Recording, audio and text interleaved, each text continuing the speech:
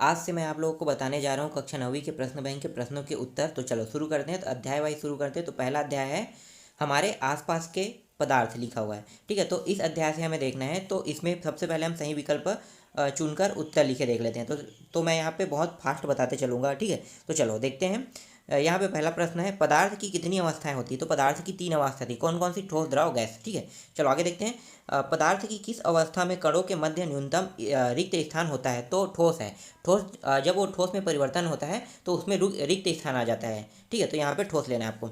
पदार्थ की किस अवस्था में किसी वस्तु का एक निश्चित आकार, स्पष्ट सीमाएं एवं नगण्य संपीड़नता होती है। तो यहाँ पे आपको आंसर लेना है, ठोस लेना है यहाँ भी। ठीक है, चलो नेक्स्ट देखते हैं। पदार्थ की वह अवस्था जिसमें द्रव का आकार नहीं परंतु आयतन निश्चित होता है, तो वो होता है पानी। ठीक है, तो यहाँ पे क्या आएगा? द्रव आएगा। ठीक है, द्रव लेना है यहाँ पे। न्यूनतम विसरण का गुण पाया जाता है। तो न्यूनतम विसरण का गुण जो है वो ठोस में पाया जाता है। आगे देखते हैं नेक्स्ट प्रश्न। गैसों के किस गुण के कारण उन्हें सिलेंडर में भर के रखा जा सकता है। तो संपीड्यता। तो यहाँ पे आपको लेना है अ लेना है। ठीक है, चलो आगे देखते हैं। रिक्त स्थानों की पूर्ति देख लेते हैं। तो इसमें पहला प्रश्न क्या है? जिस न्यूनतम ताप पर ठोस पिघलकर द्रव बन जाता है वह इसका क्या कहलाता है। तो तापमान का मतलब बताया, दर्शाने वाला चीज़ क्या है? गलनांक। तो यहाँ पे आपको आंसर लेना है, गलनांक लेते हैं। तो वह इसका गलनांक कहलाता है। दूसरा प्रश्न देखो, बर्फ का गलनांक खालिस्तान होता है। तो बर्फ का जो गलनांक है वो 273 केल्विन होता है। ठीक है, चलो आगे देखते हैं नेक्स्ट प्रश्न। जल के कणों की ऊर्जा खालिस्तान तापमान पर बर्फ के कणों की ऊर्जा से अधिक होती है। तो 273 केल्विन से अधिक होती है। तो यहाँ पे 273 लेना है। ठीक है, चलो आगे देखते हैं। ठोस कार्बन डाइऑक्साइड को खालिस्तान नाम से जाना जाता है। तो शुष्क बर्फ के नाम से जाना जाता है। ठीक है, चलो आगे देखते हैं। क्वथनांक से कम तापमान पर द्रव के वाष्पन में परिवर्तन होने की प्रक्रिया खालिस्तान कहते हैं। तो ऊर्ध्वपातन कहते हैं उसे। नेक्स्ट प्रश्न देखो। अब एक शब्द एक वाक्य में उत्तर देख लेते हैं। तो पहला प्रश्न है, जल का गलनांक केल्विन पैमाने पर कितना होता है। तो 273 केल्विन लेना है। आगे है 300 कैलोरीन तापमान का डिग्री सेल्सियस में क्या मान होता है। तो यहाँ पे 270 सेल्सियस, सॉरी यहाँ पे 27 सेल्सियस लेना है। चलो आगे देखते हैं। जल का क्वथनांक क्या है। तो जल का क्वथनांक जो होता है वो 100 होता है। क्वथनांक का मतलब समझते हो? जिस तापमान में वो भाप बनने लगता है उसे हम क्वथनांक कहते हैं। तो इससे अधिक वो नहीं उबल सकता पानी, तो उसका तापमान कितना रहेगा? 100। जैसे एल्कोहल क्या है? एल्कोहल का तापमान होता है 80 सेंटीग्रेड होता है। 80 सेंटीग्रेड के बाद वो भाप बनने चालू हो जाता है। ठीक है, तो यही क्वथनांक है। चलो आगे देखते हैं। अति लघु उत्तरीय प्रश्न आपके एग्जाम में देखने को मिलेगा। तो चलो इसमें से भी देख लेते हैं। पहला प्रश्न क्या है? पहला प्रश्न है, ठोस की अपेक्षा द्रव में विसरण की दर अधिक क्यों होती है। तो यहाँ पे आंसर क्या लेना है? तो यहाँ पे देखो, ठोस की अपेक्षा द्रव पदार्थ के कण स्वतंत्र रूप में गति करते हैं और उन कणों में रिक्त स्थान भी अधिक होते हैं। इसीलिए क्या है? ठोस की अपेक्षा द्रव की विसरण अधिक होती है। ठीक है, तो ये इसका आंसर है। चलो आगे देखते हैं नेक्स्ट प्रश्न। अगला प्रश्न है, गुप्त ऊष्मा किसे कहते हैं। गुप्त ऊष्मा की परिभाषा क्या है? तो किसी पदार्थ की भौतिक अवस्था में परिवर्तन के लिए उपयोग में लाई गई ऊष्मा गुप्त ऊष्मा कहलाती है। ठीक है, तो यही इसका आंसर है। चलो आगे देखते हैं। संलग्न की प्रसुप्त ऊष्मा किसे कहते हैं। तो इसका आंसर देखो, ठोस को उसके गलनांक पर द्रव में परिवर्तन करने के लिए जितनी ऊष्मीय ऊर्जा की आवश्यकता होती है उसे संलग्न की प्रसुप्त ऊष्मा कहते हैं। ठीक है, तो ये इसका आंसर है। चलो नेक्स्ट प्रश्न देखते हैं। ऊर्ध्वपातन किसे कहते हैं? उदाहरण दीजिए और गुड़ पाया जाता है। चलो आगे देखते हैं। इसका आंसर मैं आपको दिखा देता हूँ। ठीक है, चलो ऊर्ध्वपातन किसे कहते हैं? देखो, ऊर्ध्वपातन एक भौतिक रासायनिक प्रक्रिया है जिसमें कोई पदार्थ अपनी ठोस अवस्था से सीधे गैस में परिवर्तन हो जाता है। इस पूरी प्रक्रिया के दौरान पदार्थ की अवस्था किसी भी मध्य द्वारा अवस्था में द्रव अवस्था में परिवर्तन नहीं होता है। तो इसे हम कहते हैं ऊर्ध्वपातन कहते हैं। मतलब ठोस से जैसे डायरेक्ट दूसरे अवस्था में परिवर्तन हो जाना। ठीक है, जैसे कि कपूर है, आयोडीन है, नेपथलीन है, ये उनके उदाहरण हैं। चलो आगे देखते हैं नेक्स्ट प्रश्न। इसके बाद निक्षेपण किसे कहते हैं। तो निक्षेपण की परिभाषा देखो, तो एक उष्मागतिक प्रक्रिया है जिसमें कोई गैस ठोस बन जाती है, जिसकी उल्टी प्रक्रिया को ऊर्ध्वपातन कहते हैं। तो ये निक्षेपण की परिभाषा है। चलो आगे देखते हैं। शुष्क बर्फ किसे कहते हैं और क्यों। तो शुष्क बर्फ किसे कहते हैं? तो ठोस कार्बन डाइऑक्साइड को शुष्क बर्फ कहते हैं। गैस के उच्च दाब पर संपीड़न होता है। तो ये सारी चीज़ें आपको याद रखना है। ठीक है, CO2 और ये जो लिखा है वो। चलो आगे देखते हैं नेक्स्ट प्रश्न। मतलब अब नेक्स्ट अध्याय में आते हैं। तो अगला अध्याय क्या है? दूसरा अध्याय है, क्या हमारे आसपास के पदार्थ शुद्ध है। ठीक है, तो इसमें देख लेते हैं। तो इस अध्याय में सबसे पहले हम देखेंगे सही विकल्प चुनकर लिखे देख लेते हैं। तो चलो इसमें पहला प्रश्न क्या है? दो या दो से अधिक पदार्थों की समागी मिश्रण कहलाता है। क्या कहलाता है? विलयन कहलाता है। तो यहाँ पे आपको विलयन लेना है। चलो दूसरा देखो, विलयन का वह घटक जिसका मात्रा दूसरे से अधिक होता है, जो दूसरे घटक को विलयन में मिलाता है उसे कहते हैं। तो उसे हम विलायक कहते हैं। इसके बाद है टिंचर आयोडीन के विलयन में विलय होता है। तो टिंचर आयोडीन के विलयन में क्या विलय होता है? आयोडीन विलय होता है। तो यहाँ पे आयोडीन आएगा। इसके बाद है सोडा जल विलयन में विलय होता है। तो इसका आंसर आपको क्या लेना है, यहाँ पे कार्बन डाइऑक्साइड लेना है, CO2। ठीक है, चलो आगे देखते हैं। वायु एक विलयन है, तो इसका आंसर आपको लगेगा गैस में गैस का। ठीक है, तो यहाँ पे ऑप्शन आ जाएगा।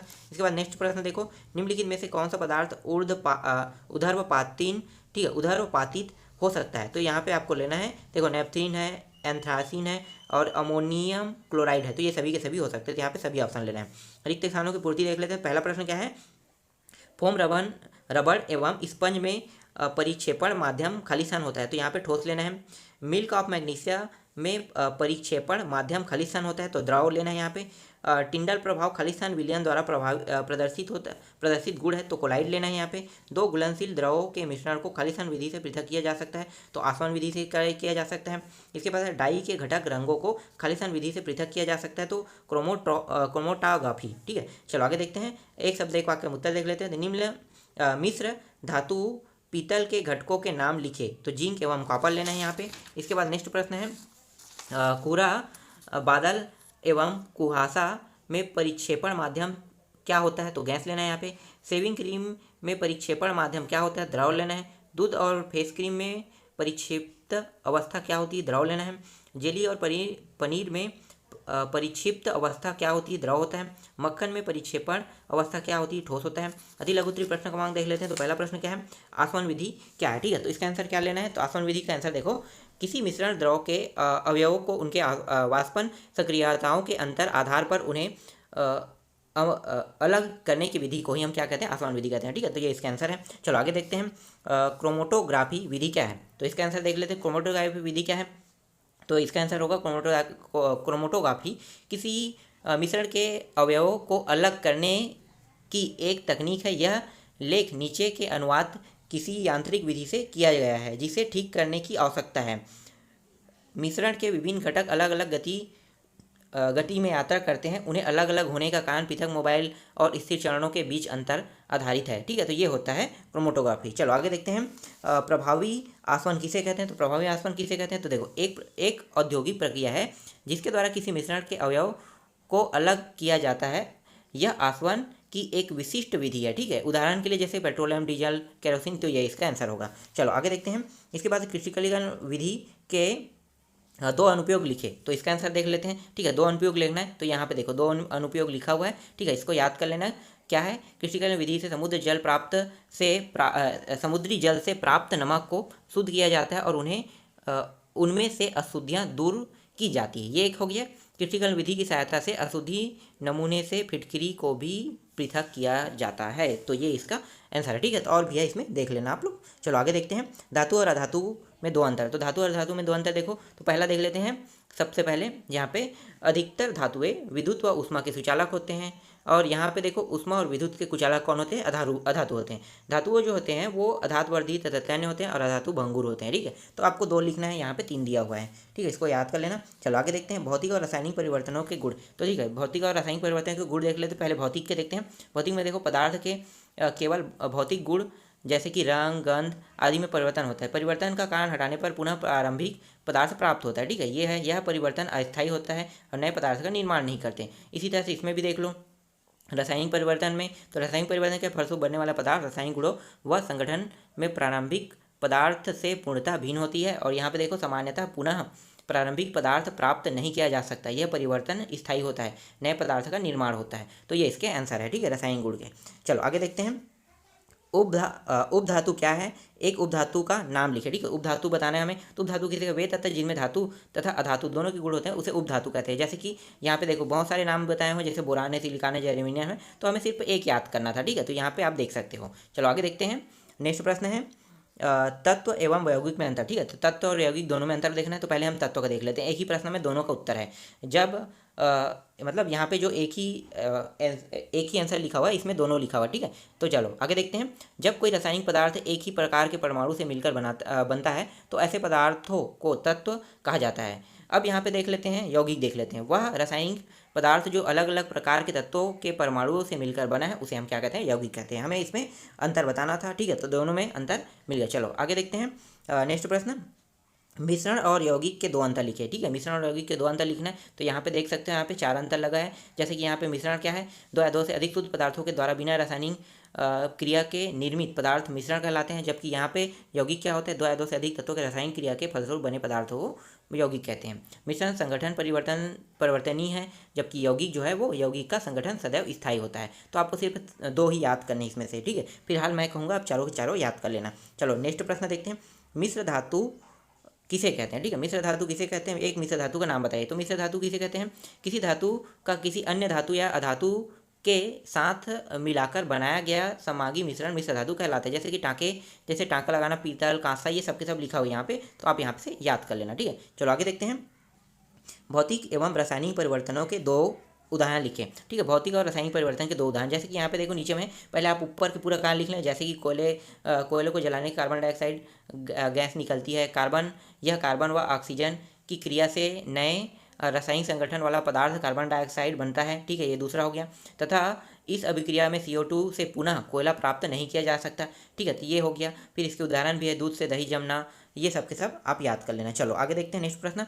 अब हम आ जाते हैं अध्याय 3 में, परमाणु एवं अणु में आते हैं, ठीक है। परमाणु और अणु वाले में देखते हैं, तो इसमें सही विकल्प चुनकर उत्तर देने वाले टॉपिक को देख लें। पहला प्रश्न है, दो या दो से अधिक परमाणु का समूह कहलाता है, क्या कहलाता है, तत्व कहलाता है। यहाँ पे तत्व लेना है। निम्न में से किन तत्वों का परमाणुकता 2 होती है, तो यहाँ पे आपको क्या लेना है, तो देखो यहाँ पे परमाणुकता 2 होती है, ठीक है। चलो इसका आंसर मैं आपको बाद में बताऊंगा। चलो नेक्स्ट प्रश्न देखते हैं, मैग्नीशियम, यहाँ पे बहुत अधिक चांस है बी के, ठीक है, तो मैं फिर भी इसका आंसर रोक रहा हूँ।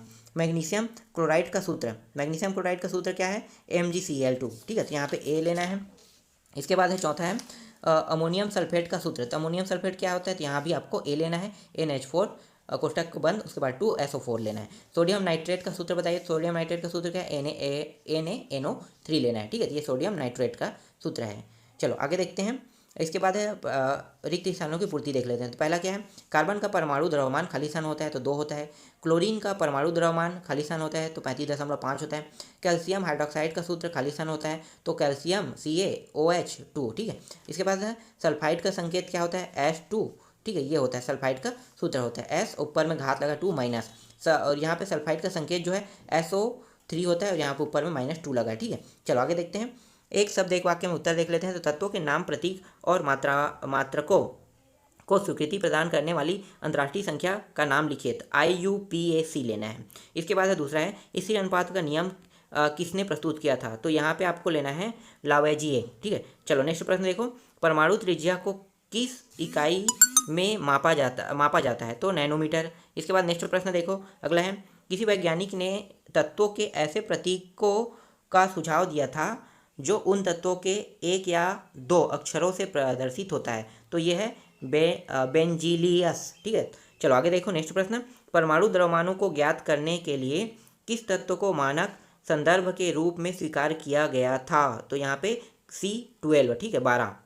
चलो आगे देखो, परमाणु के समूह जिन पर नेट आवेश विद्यमान हो उसे क्या कहा जाता है, तो आयन कहा जाता है। चलो आगे देखते हैं नेक्स्ट प्रश्न।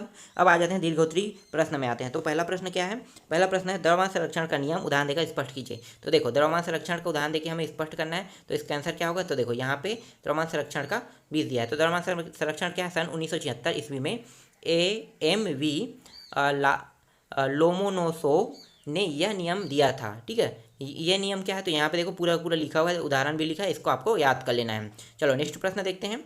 अगला प्रश्न क्या है, स्थिर अनुपात का नियम उदाहरण देकर स्पष्ट कीजिए। स्थिर अनुपात का नियम भी यहाँ पे दिया हुआ है, उदाहरण भी दिया हुआ है, तो इसको भी आपको याद कर लेने हैं। चलो आगे देखते हैं नेक्स्ट प्रश्न। इसके बाद डाल्टन के परमाणु सिद्धांत के प्रमुख बिंदु लिखिए, तो यहाँ पे 5 बिंदु लिखा हुआ है, ठीक है, इन 5 बिंदु को आपको याद कर लेना है। इसके बाद क्या है नेक्स्ट प्रश्न, निम्नलिखित के सूत्र लिखिए। तो देखो sodium oxide, aluminium oxide, sodium sulphide और कैल्शियम सल्फाइड, तो इसका भी आंसर यहाँ पे लगा हुआ है, ठीक है। तो यहाँ पे आप देख सकते हो, तो सभी प्रश्नों को उत्तर अध्याय 3 तक के मैंने पूरा कंप्लीट करा दिया। तो आप इन सभी प्रश्नों के उत्तर की आप अच्छे से तैयारी कर लेना।